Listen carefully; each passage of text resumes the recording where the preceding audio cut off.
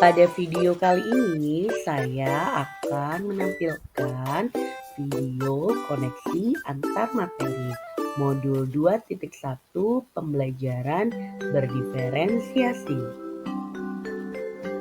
Assalamualaikum warahmatullahi wabarakatuh. Salam dan bahagia selalu Bapak Ibu guru hebat di seluruh Nusantara. Perkenalkan, nama saya Farah Hita Maya Canti Dewi.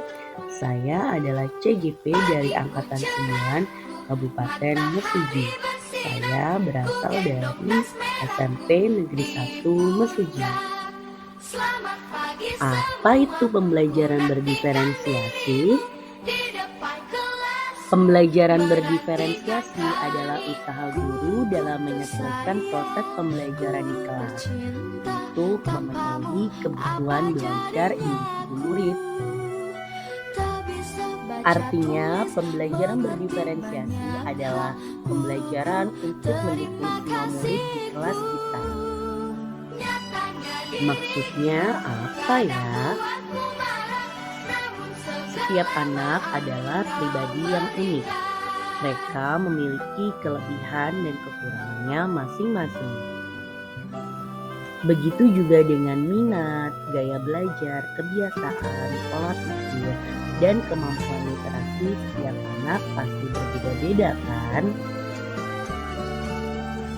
Nah, disinilah diperlukan usaha guru untuk memenuhi kebutuhan belajar murid yang berbeda-beda, supaya murid saat belajar di kelas merasa nyaman dan tentunya tujuan pembelajaran dapat tercapai. Lalu, bagaimana ya cara untuk dapat melakukan pembelajaran berdiferensiasi di kelas? Agar dapat melakukan pembelajaran berdiferensiasi, guru harus yang pertama memahami tujuan pembelajaran, yang kedua memahami dan merespon kebutuhan belajar murid, yang ketiga menciptakan lingkungan belajar yang mengundang murid untuk belajar, yang keempat melakukan manajemen kelas yang efektif, dan yang kelima melakukan penilaian berkelanjutan. Berkaitan dengan kebutuhan belajar murid, guru harus memahami 3 aspek berikut. Yang pertama, kesiapan belajar murid. Yang kedua, minat murid. Dan yang ketiga, profil belajar murid. Yang pertama, kesiapan belajar murid. Mengharuskan guru untuk menilai pengetahuan awal dan menentukan apa yang murid telah ketahui dan di mana murid berada. Yang kedua, minat murid. Minat setiap anak pasti berbeda-beda. Minat adalah salah satu motivator penting bagi murid untuk terlibat aktif dalam proses pembelajaran. Yang ketiga, profil belajar murid. Profil belajar murid berkaitan dengan lingkungan, budaya, gaya belajar, dan kecerdasan majemuk siswa, di mana masing-masing siswa memiliki kecerdasan majemuk yang berbeda-beda. Kebutuhan belajar murid dapat diidentifikasi berdasarkan cara-cara berikut ini. Yang pertama, mengamati perilaku murid. Yang kedua, mengidentifikasi pengetahuan awal. Yang ketiga, mereview dan melakukan refleksi terhadap praktik pengajaran. Yang keempat, berbicara dengan guru murid sebelumnya. Yang kelima, membaca rapor murid di kelas sebelumnya.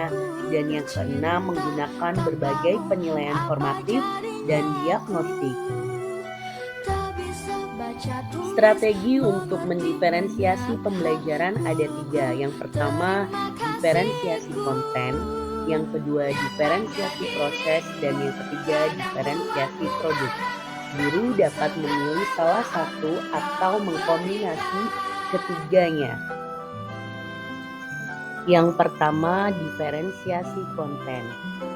Hal ini berkaitan dengan apa yang kita ajarkan, seperti materi, konsep, atau keterampilan yang perlu dipelajari berdasarkan kurikulum. Diferensiasi proses, yaitu kegiatan yang memungkinkan murid berlatih dan memahami atau memaknai konten dengan cara membedakan proses yang harus dijalani oleh murid. Diferensiasi produk yaitu bukti yang menunjukkan apa yang murid telah pahami dengan cara membedakan atau memodifikasi produk sebagai hasil belajar murid, hasil latihan, penerapan, atau pengembangan apa yang telah dipelajari. Adakah keterkaitan antara modul pembelajaran berdiferensiasi dengan modul-modul yang lain? Tentu saja ada ya. Hubungan modul 1.1 dengan modul 2.1, yaitu untuk dapat melakukan pembelajaran berdiferensiasi, maka guru harus berusaha memenuhi kebutuhan belajar anak sesuai dengan kodrat alam dan kodrat zaman, berdasarkan filosofi Ki Hajar Dewantara. Hubungan modul 1.2 dengan modul 2.1. Dalam melakukan pembelajaran berdiferensiasi, seorang guru penggerak harus berpihak pada murid, reflektif, mandiri, kolaboratif, dan inovatif untuk menciptakan pembelajaran berdiferensiasi agar dapat memenuhi kebutuhan murid. Dengan demikian, seorang guru penggerak dapat mewujudkan kepemimpinan murid dengan menuntun murid merdeka belajar. Hal ini sesuai dengan nilai dan peran guru penggerak. Hubungan modul 1.3 dengan modul 2.1. Pembelajaran berdiferensiasi dapat menjadi salah satu strategi untuk mewujudkan visi guru penggerak yang berpihak pada murid. Hubungan modul 1.4 dengan modul 2.1.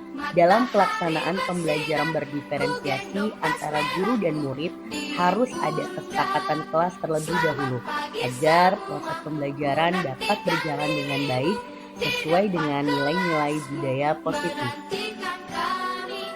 Demikian pemaparan koneksi antar materi modul 2.1. Semoga menginspirasi. Terima kasih. Salam dan bahagia selalu Bapak Ibu guru hebat di seluruh Nusantara. Wassalamualaikum warahmatullahi wabarakatuh.